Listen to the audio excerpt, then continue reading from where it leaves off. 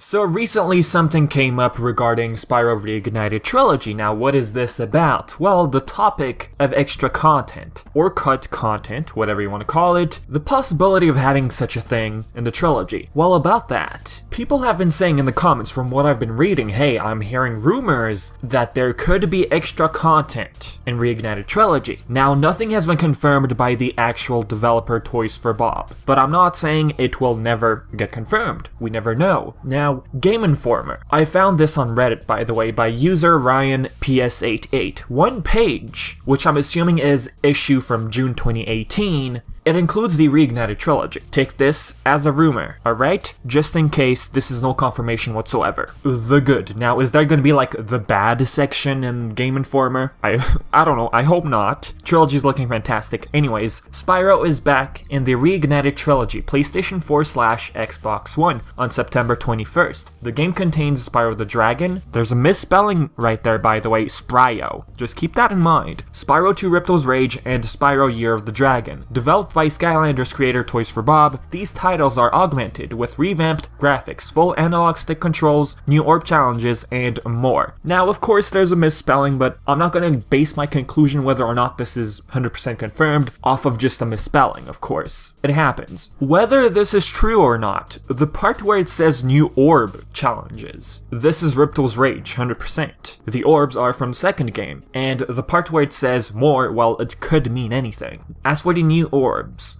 are the, I guess, the most important collectible in the second game, lore-wise. You needed 40 orbs to defeat Ripto. 64 orbs was the total you could collect. You know, to 100% the game. Orbs were collected by completing tasks from characters who appear in all realms. It's more optional in the beginning. I'm talking about the first two homeworlds. But later, for the third one, you needed to collect orbs for certain levels, instead of, you know, talismans, which allowed you to proceed to the boss battles. New orbs. Hey, maybe this means a Trouble with the Trolley, eh? Part 2. I'm all up for that.